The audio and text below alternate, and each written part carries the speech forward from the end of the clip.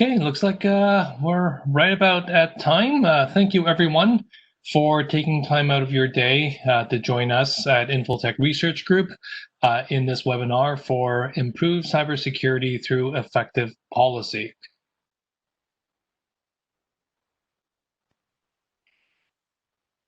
Before we start, to make sure that we have as smooth an experience as possible together, I do want to review a few webinar logistics. All members of this webinar are muted. Please post any questions, comments, or technical challenges in the Q&A section.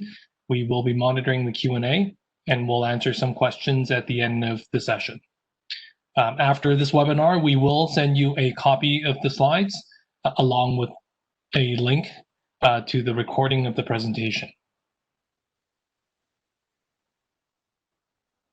For those who are joining us for the first time, I'll quickly introduce InfoTech Research Group. InfoTech Research Group is an IT research and advisory firm that produces unbiased and highly relevant research to help IT leaders make strategic, timely, and well-informed decisions. We partner closely with your teams to provide everything they need, from actionable tools to analyst guidance, ensuring that they deliver measurable results to the organization.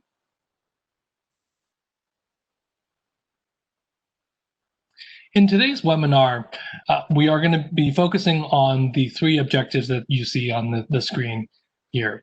At InfoTech, in our research practice, we speak with practitioners like yourself on a regular basis. InfoTech has 8,000 members, member organizations, and 35,000 practitioners who are part of our member base.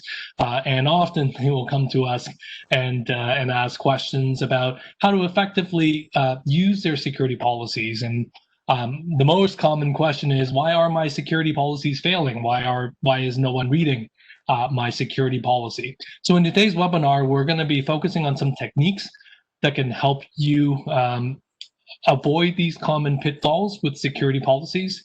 We're going to start by walking through and providing everyone with an understanding of the importance of security policies. We're going to talk about how to align your security policies with the right policy framework. And finally, we're going to help you prioritize and create a cybersecurity policy roadmap. While we do have quite a bit of content to cover today, we'll strive to reserve time at the end of the webinar for Q&A. And before we officially start, we'll quickly introduce our panelists today. My name is Aaron Shum, and I'll be your host and moderator. I'm a practice lead at InfoTech Research Group in the Security, Privacy, Risk, and Compliance research practice with 20 plus years of experience in IT ops, management, security operations, and privacy compliance. I oversee the analysts who generate research you see on our website, and I also engage with our clients on a regular basis to learn how we can help with our research and advisory services.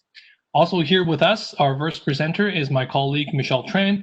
Michelle is a research analyst specializing at InfoTech in security operations, strategy, and governance. Our other presenter will be Ian Mulholland. Ian is a senior research analyst specializing in security awareness and training, identity and access management, and security strategy. Also present for this webinar is Paolo Palateo from our IT operations team, who will be supporting us today. I'm going to pass this over to Michelle. Thanks, Aaron, for the introduction. So most of us in this webinar have probably at one point or another created security policies, however, have not fully understood the real importance of having them around. So first off, security policy, it's a formal document that outlines the required behavior and security controls in place to protect your corporate assets. It's a method for enforcing best practices in cybersecurity and promoting a culture of security within the organization. While the drive for having these security policies is mainly security-oriented, the benefits go beyond just increasing an organization's security posture. So here listed on this slide are just a couple more. So in addition, security policies can also better prepare your organization for audit and compliance requirements, increase your operational efficiency, and promote business continuity. And increase accountability of your employees and the organization to execute the required behaviors outlined in those policies. Security policies are also very important because they typically are required for various regulations such as PCI, HIPAA, GLBA, CJIS, and so on. Depending on the types of data you handle, the location, and the industry you operate in, there may be minimum standards which you must implement to ensure the privacy of your network, the confidentiality, integrity, and availability of your data. This is especially true for organizations that hold data containing sensitive personal information, such as credit card information, social security number, driver's license, or even passport numbers. Therefore, if your organization has any compliance requirements, it's more likely than not that security policies are mandatory and that they should be regularly reviewed, communicated, and enforced. Now, a policy suite typically contains three different components. The first is the Security Policy Charter, which defines what must be done, but not how to do it. It answers the question, what is your organization doing when it comes to security policies? The second component is the policy documents themselves. These are high-level documents that dive deeper than the Security Policy Charter by going into policy statements for specific areas of security. The third component is the security procedure documents. These dive even deeper by detailing the how policy statements are enforced at the organization. Now, one of the best practices we want to deliver is that you should avoid making a single large security policy. This is something we see quite often people doing. This can make the document feel overwhelming and will result in the policy statements not being read by the reader, which is one of the main goals of these policies. They can make the whole thing be more time consuming to manage as well, and more time consuming to update due to the levels of upper management sign off that may need to occur before the policy can even be published. So instead, we recommend going with smaller policies that each cover only a narrow range of topics. Not only are these easier to consume for the user, but individual policies allow IT to selectively update only parts of the policy suite that need updating. This can speed up the senior management sign-off process as well. Aaron, did you have any additional thoughts on the practicability of using modular policies or just additional best practices? I absolutely agree with the size of policies. Many organizations have operational content that's injected into policies. So as Ian, as you mentioned, essentially combining the charter and the policy and procedural documents in one. And what we get, especially when you're factoring in tens and maybe even hundreds of policies in one massive document, is it's large, unwieldy, and no one's really going to read it. With the combined policies, typically those are with organizations that are either using policies as a way to check the checkbox, as Michelle mentioned, for compliance or governance requirements. And as they mature the policy suite, it'll be necessary to keep the policies to what they are. Big policies mean people won't read them.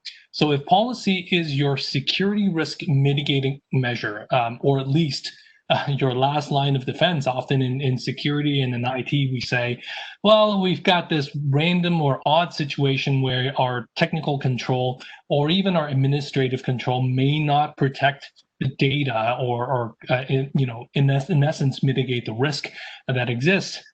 The go-to commonly is, well, we'll just write a policy. We'll tell people not to do it. Don't click on that link, right? And if policy is your last line of defense and it's this massive document that no one's going to read, then you are opening up your organization to unnecessary risk. So to summarize, security policies often very detailed and written from the perspective of IT or cybersecurity.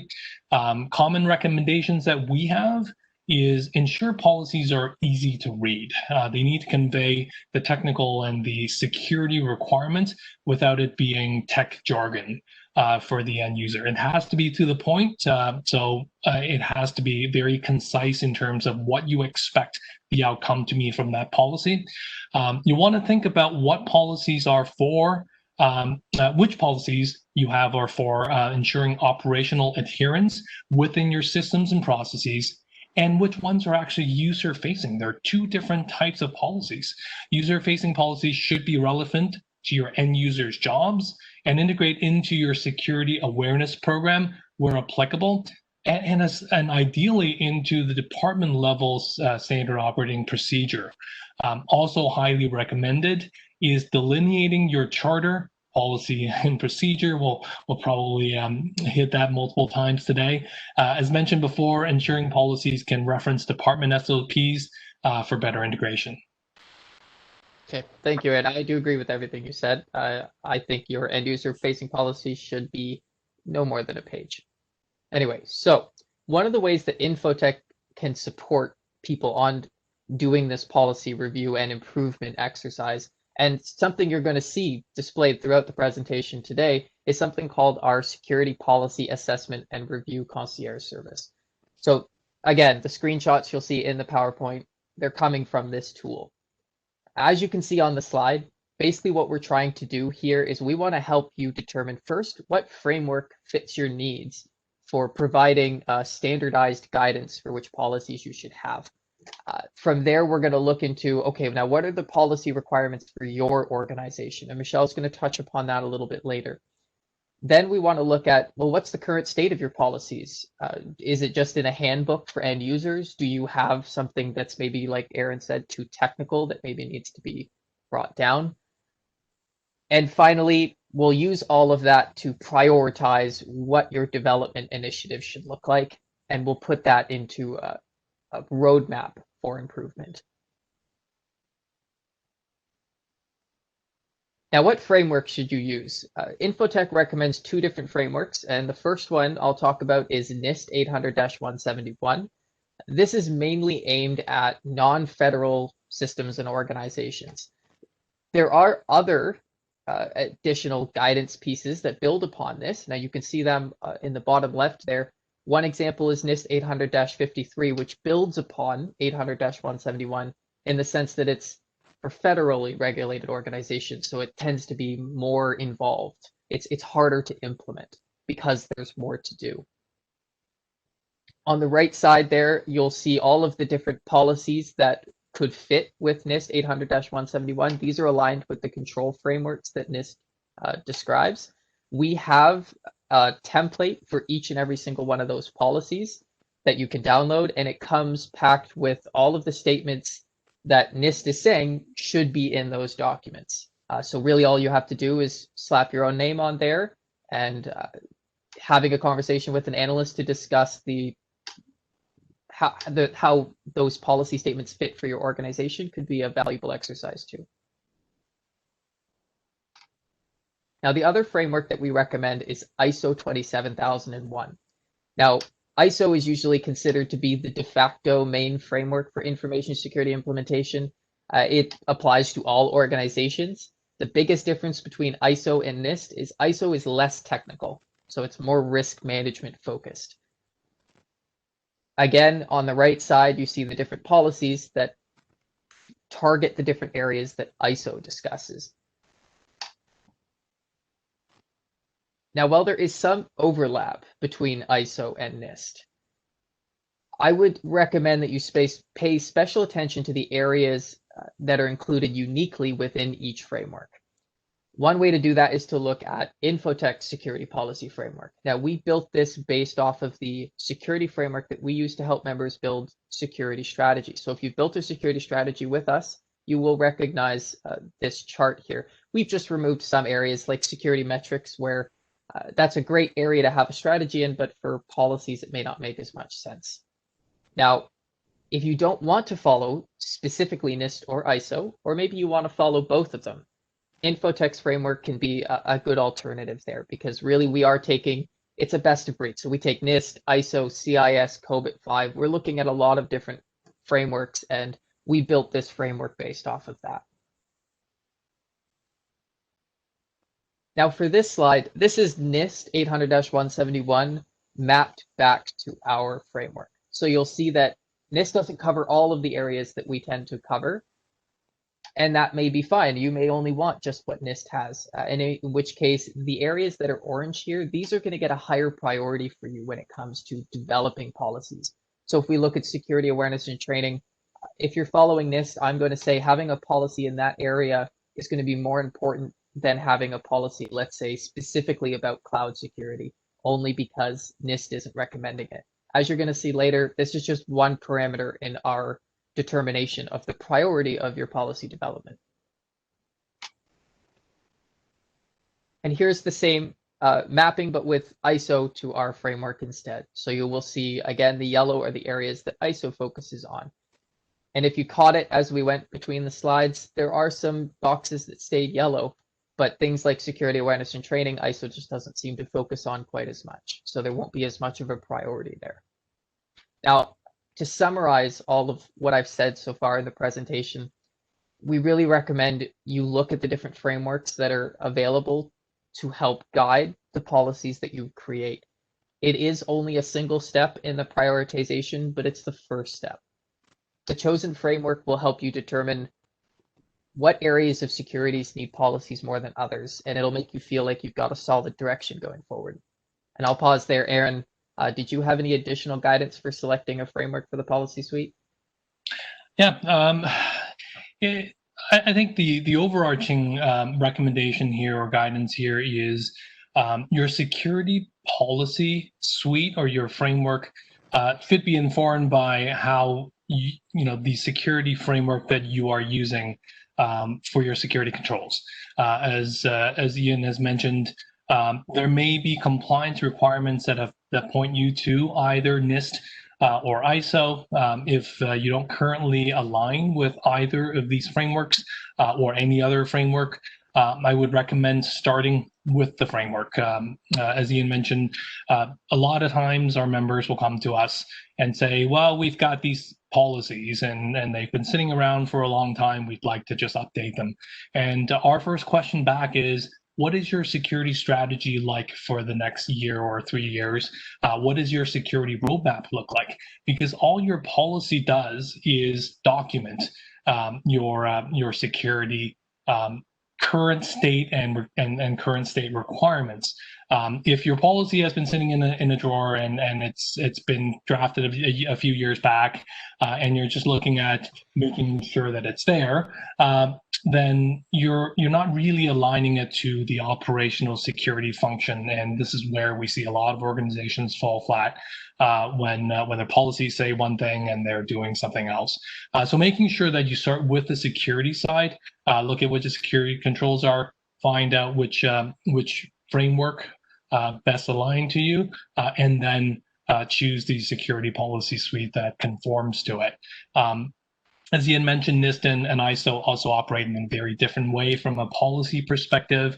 NIST, because of the government mandate, has a lot of documentation requirements already built in. ISO, outside of the ones that you see on the current screen right now, have a lot of security program level documentation that are more governance based, that are not quite policies. The policies bolt on top of that. So they while it seems like there are a lot of things in here that aren't a policy in ISO, they actually exist in other forms as well. I would say some other recommendations in terms of framework alignment is keep versions of your policies, and especially as you update them, even if they're iterations. As your security program evolves, your policy should change with it. So instead of just updating the policy, changing the policy language, duplicate the policy, create the appropriate version number, and then update the new one. And this is really looking towards the road of compliance and auditing, where I've worked with a lot of auditors in my past, and they'll always come to me and say, Aaron, if it's not documented, it didn't happen, right? So as a security program leader or an IT leader who is concerned about the effectiveness of your security policy towards your cybersecurity posture, ensuring that, number one, as I mentioned before, the policies are aligned with your security program so that they are speaking the same language is the foremost importance, but then also ensuring that as your program evolves, that your policy evolves with it, doing the paperwork. I know we all love paperwork, but ensuring that that is documented is the best way to ensure that you've addressed your accountability and responsibility in terms of maintaining it.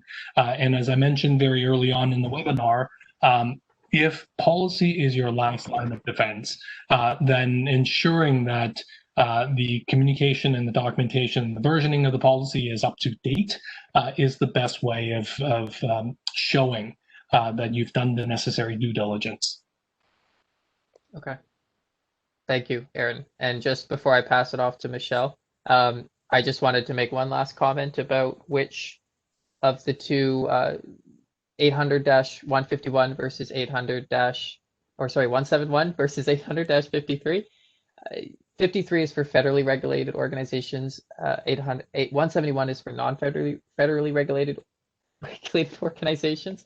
So when you're trying to pick one of these frameworks, just keep in mind who is regulating you, what kind of compliance requirements you are under, because I believe, Aaron, you may have said that too. That is going to play a big role. Okay, I'm done.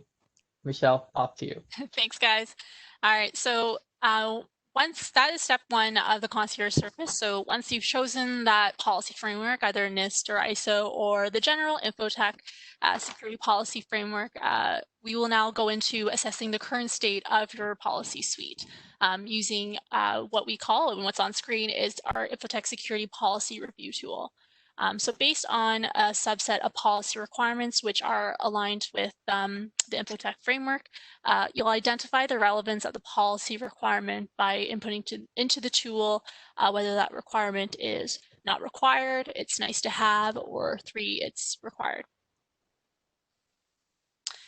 In the next step, and also further working through the tool, the next step will be to identify the current status of your policy based on the chosen policy framework. You'll be required to input whether the policy is 1, not developed, or it's known to be out of date, 2, it's developed but questionable in topic coverage and relevancy, or 3, it's implemented, comprehensive, and it's been recently reviewed. So following this step, and based on the previous inputs, a recommendation in the colored column that you'll see here will be outputted. This color column represents a recommendation for you to pursue.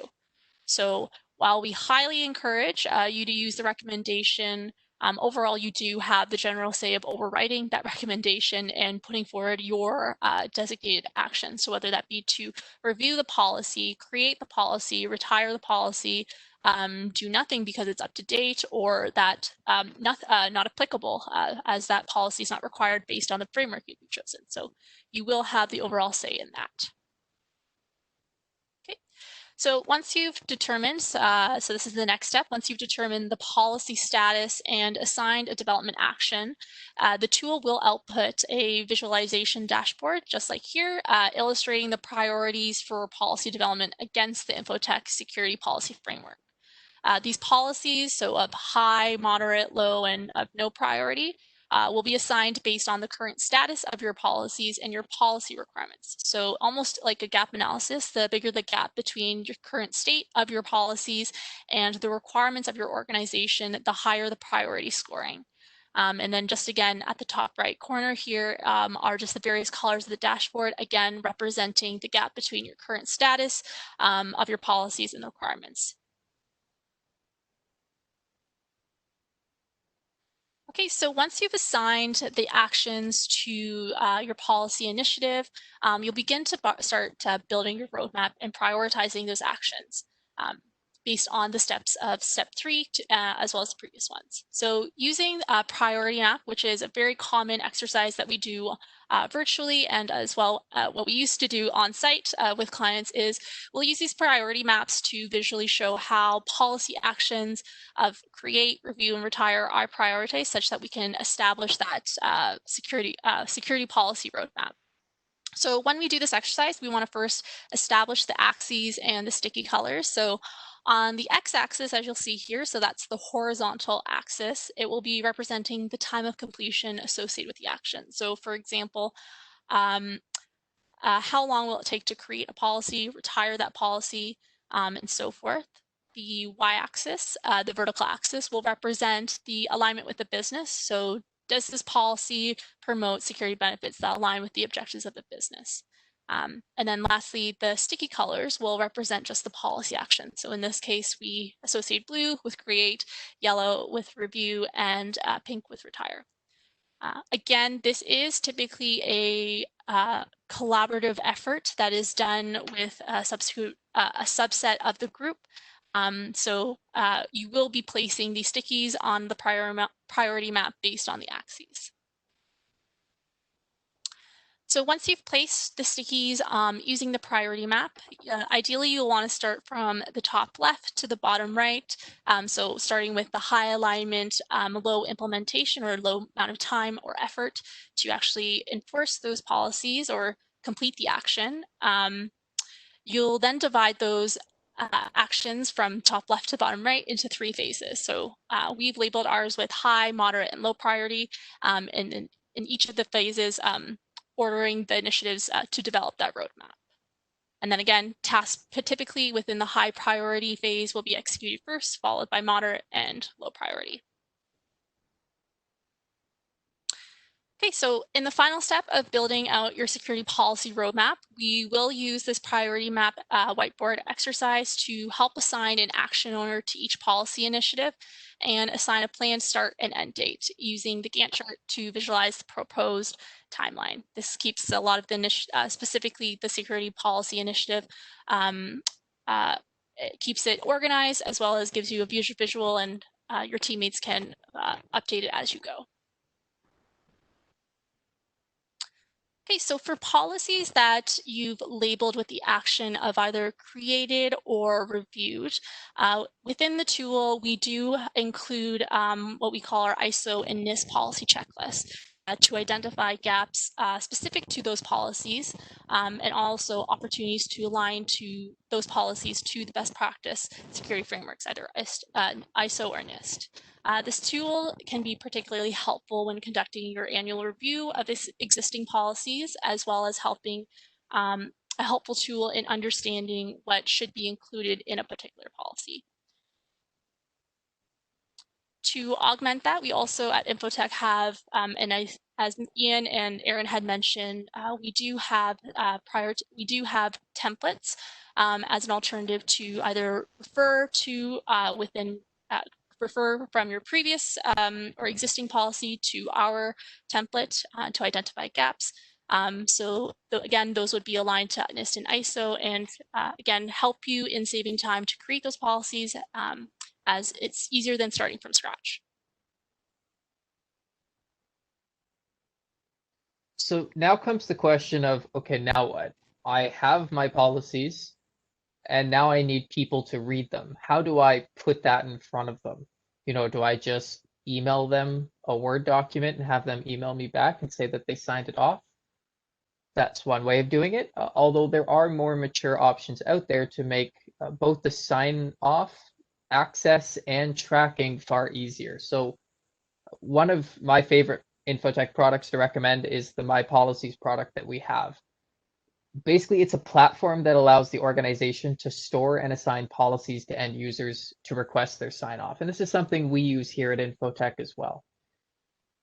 Basically, it's a great platform for both the users and the IT staff. From a user perspective, there's one place to go to find all of your policies that have ever been assigned to you. So if you're ever wondering, you know, can I take that vacation day off, or, you know, what are the password rules again that I need to follow? I know where to go to find those policies. But it's also great from the IT perspective, where they're able to easily upload a document, identify all of the users from, let's say, their Active Directory or directory that they've uploaded to say, these are the people who need to read and sign off on this policy. And there'll be an option for basically the user will sign in, they'll see the document, they scroll at the bottom and they click acknowledge at the bottom. And then IT will be able to keep track of what percentage of people that I've assigned this to have actually signed off on it, which allows you to easily escalate people who haven't been signing policies when, let's say, that's a mandatory practice for your organization. And finally, these are the other two areas that I would recommend you explore if you're looking at the policy development initiative at your organization. The first one is called identify the best framework for your security policies. This just goes a little bit more in depth than what we talked about today as to which framework may be the best for your organization. And while it's great for you to download the research and read the deck yourself, we have analysts standing by who can get on the phone and talk to you about, okay, well, I don't want to use NIST or ISO, but what about CIS or COBIT 5? How could I take their recommendations and turn that into a policy framework as well? So we can help you with that. And finally, there's the develop and deploy security policies. This is our cornerstone piece of research on policies. Well, it is aimed at people who tend to not have anything today. So it really helps you build a program from the ground up, a little bit less on the review an existing policy suite aspect, which is where the concierge service comes in. This will do a very thorough job of helping you get there. And again, people like myself are standing by to help you go through that process.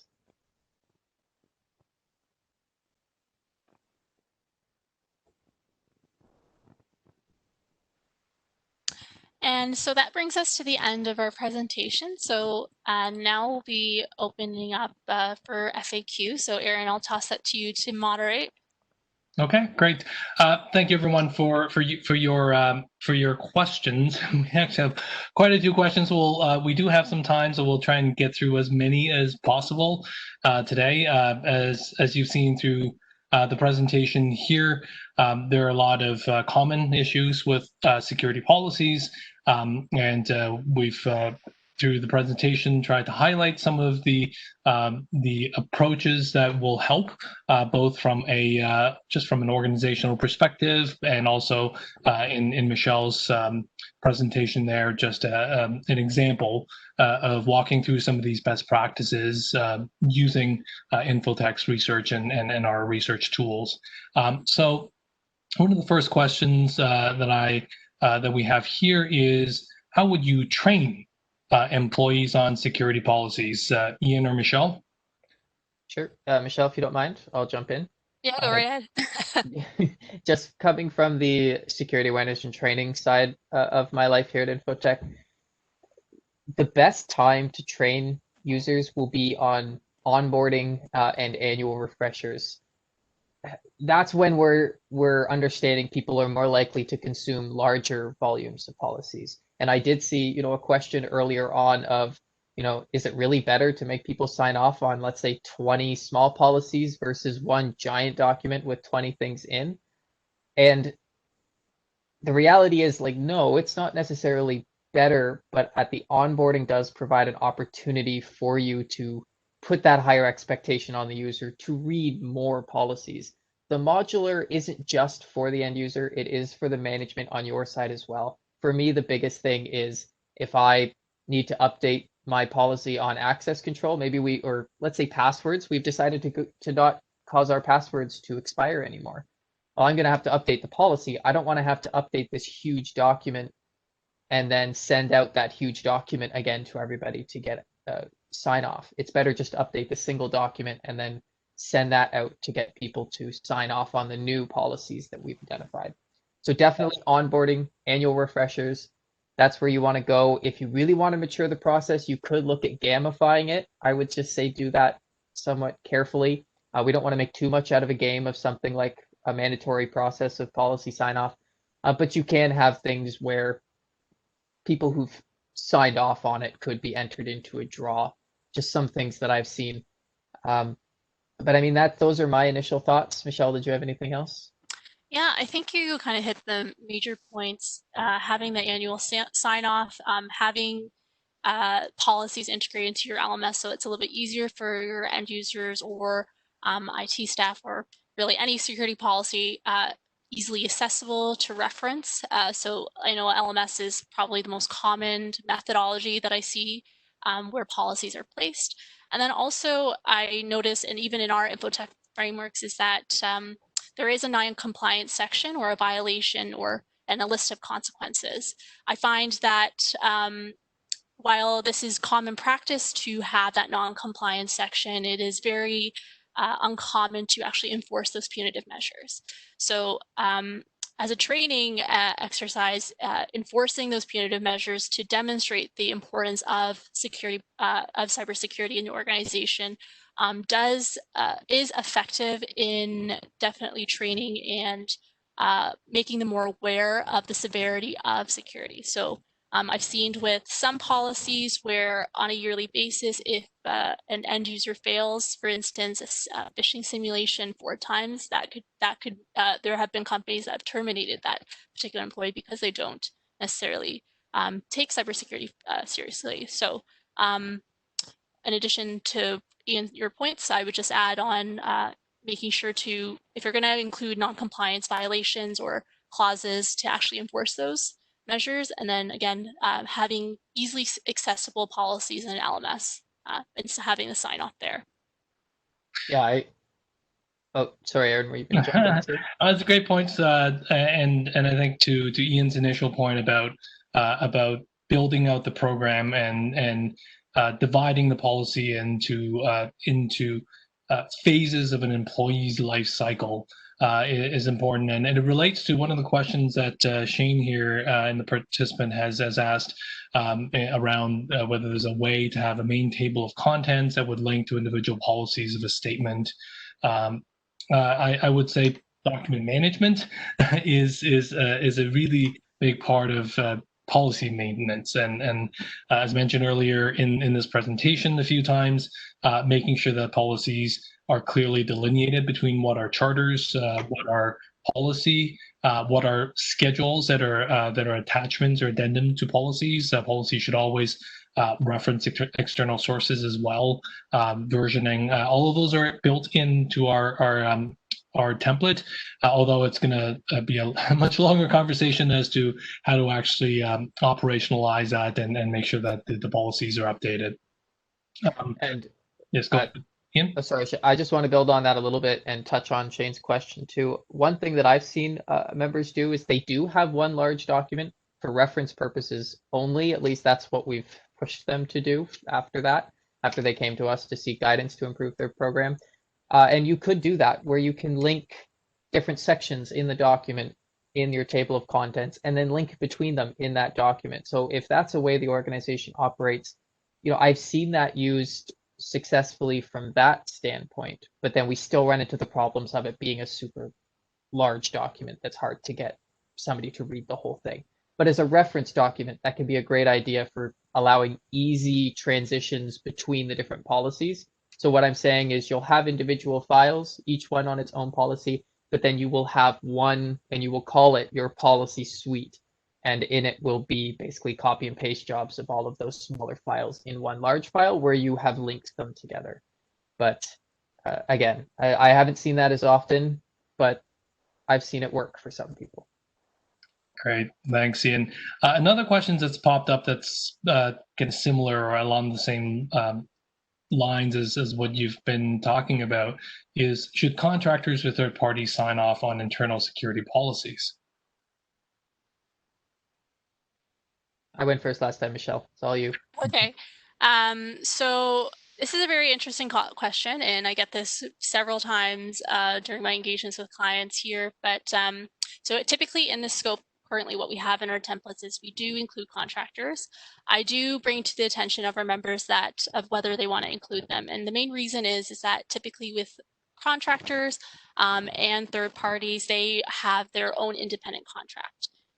So while you can reference within the contracts the internal security policies themselves, what you'll want to do is make sure to bake in the security policies within the contract or the service level agreement, which is part of the contract there.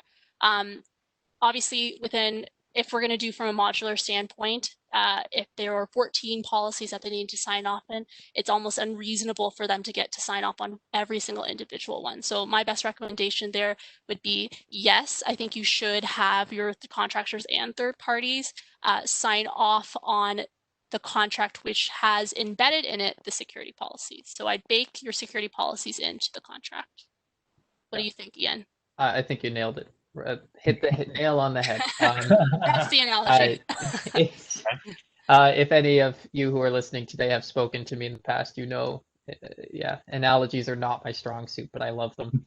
So I would just add that sometimes we want our third parties and contractors to sign off on it, but like Michelle said, it's better to bake it into the SLA of the contract because it's unlikely a company like Microsoft is going to agree to sign off on your policies, and it's unlikely that you would agree to sign off on all of their policies. So that's why we have the SLA. It's a let's come to the table together and use both of our policies to create something that works for both parties.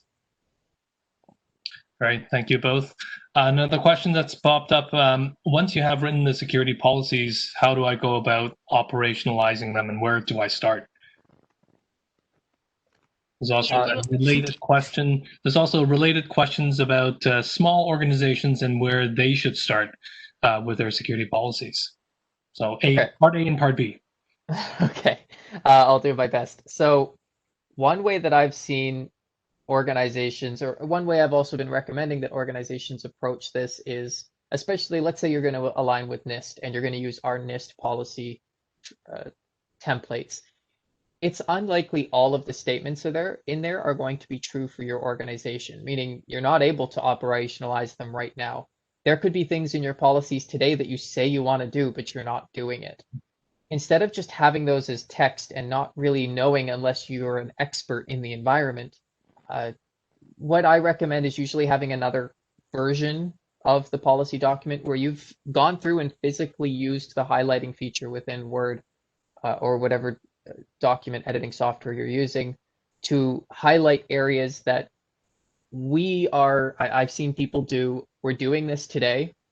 We're kind of doing this, meaning we're working on it. We're almost there. It's going to be there soon. And then red for we really want to do this. A good example is MFA, multi-factor authentication.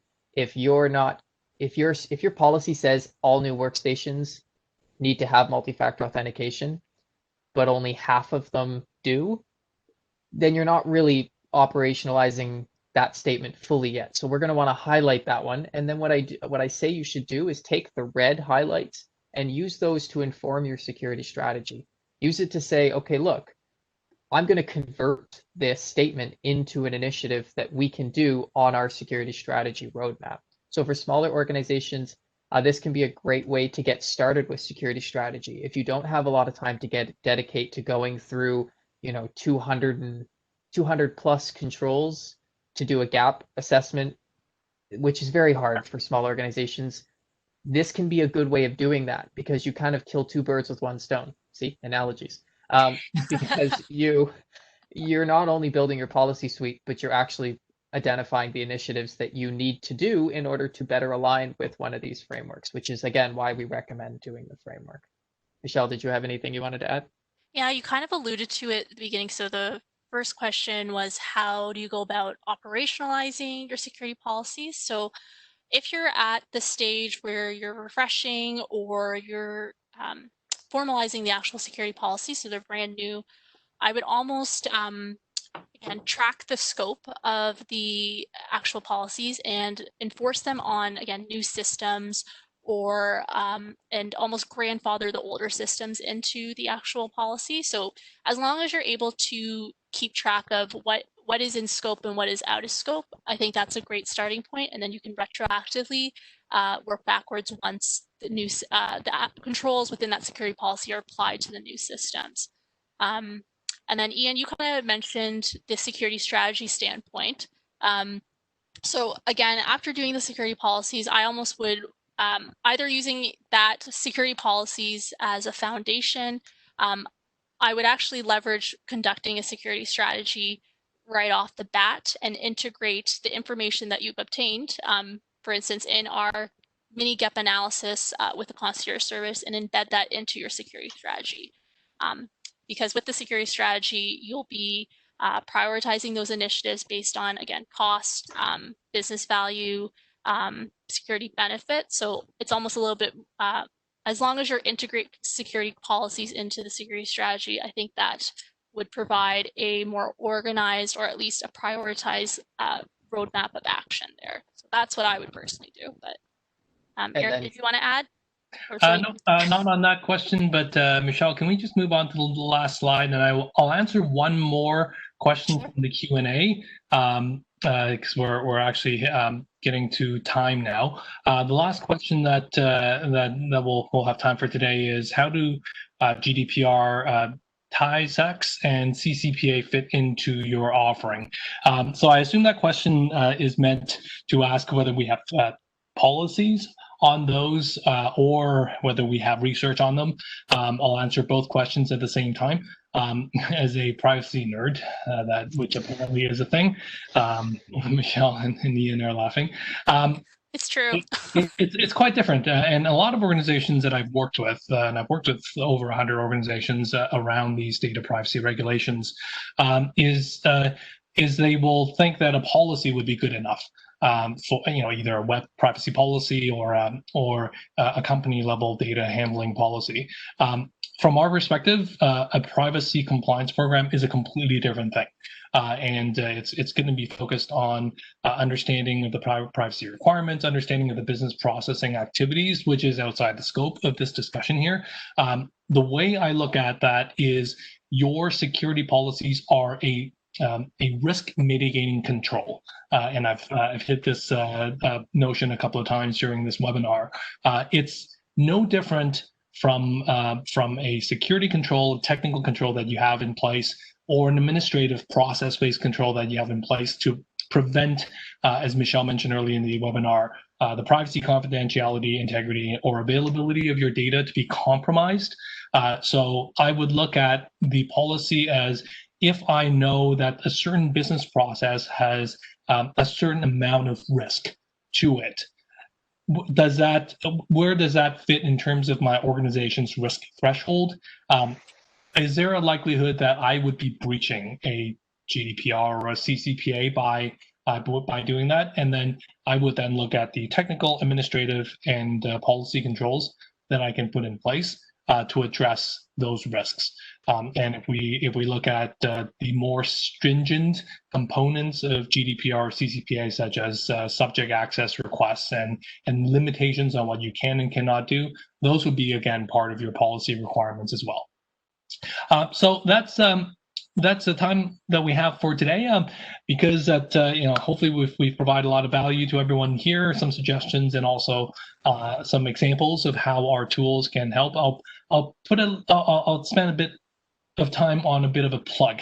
So if you appreciated the information that we provided or the tools that we've shown on the screen today, please reach out to Dave Bell. We do have a lot of research blueprints that are available, and advisory services with analysts such as Ian, Michelle, and myself that are part of our Surface offerings that can, our belief is we can provide you the material, but a lot of times our members actually appreciate that we get on the phone and we speak with you and actually help you and your team through initiatives like this. So if you are looking to dive a little deeper into improving your security policies as a way of improving your security posture overall, then reach out to Dave. His contact information is on the slide here.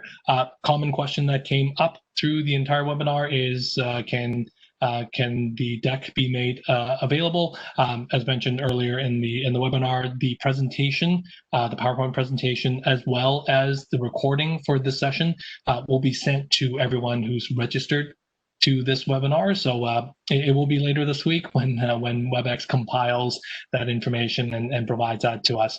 So look forward to receiving an email. We'll have a web page, landing page that will have a permanent home for both the presentation and the webinar as well.